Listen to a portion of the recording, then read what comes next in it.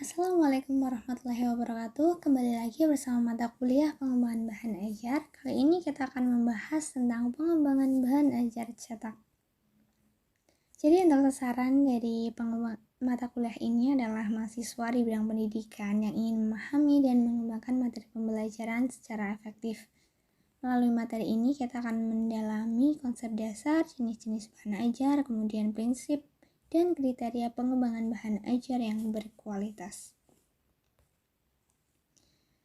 Dalam proses ini ada dua kompetensi yang ingin kita capai. Yang pertama adalah kompetensi umum, yaitu memahami konsep dasar bahan ajar serta perannya dalam pembelajaran.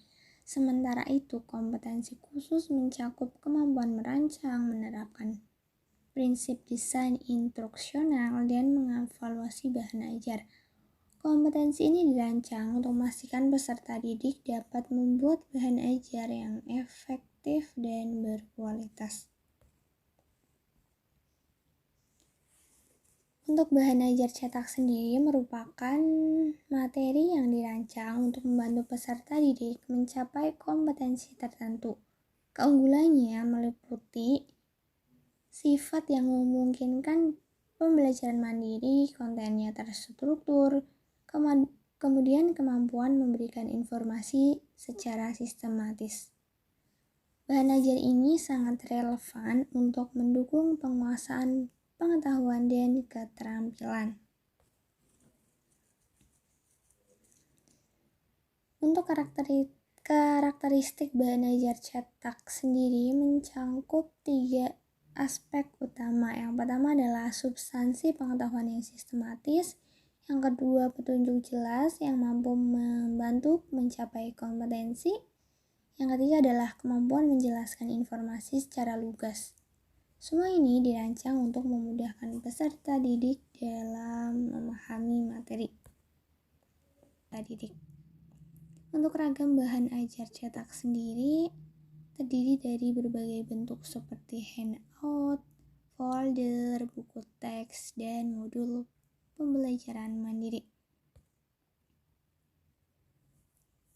Kemudian untuk handout sendiri kita bisa lihat contoh gambarnya di sini, yaitu sebuah bahan ajar yang berisi informasi ringkas untuk mendukung presentasi.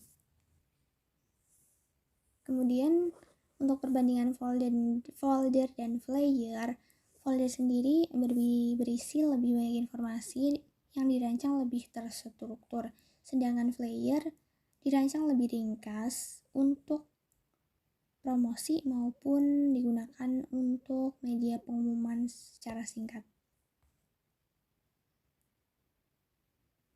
Kemudian untuk perbedaan buku teks dan bahan ajar mandiri, buku teks biasanya digunakan untuk referensi lengkap dengan deskripsi mendalam tentang materi pembelajaran, sedangkan buku ajar mandiri dirancang untuk pembelajaran yang berorientasi pada kompetensi dengan arahan yang lebih jelas.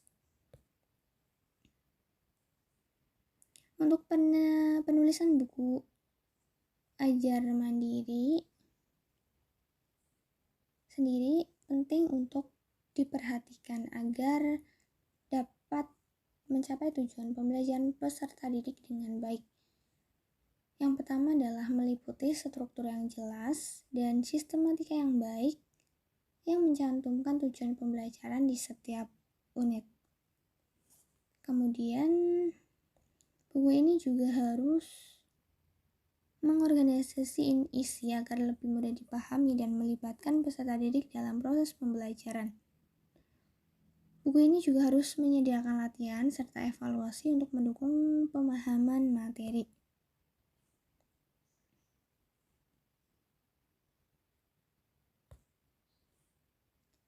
Jadi kesimpulannya adalah bahan ajar cetak memiliki peran yang penting dalam pembelajaran. Dengan mendukung pencapaian kompetensi, meningkatkan motivasi belajar, dan memberikan fleksibilitas dalam pembelajaran mandiri, bahan ajar cetak menjadi alat yang esensial bagi penguasaan pengetahuan dan keterampilan. Sekian presentasi kali ini. Mohon maaf apabila terdapat kesalahan dan kekurangan. Terima kasih. Wassalamualaikum warahmatullahi wabarakatuh.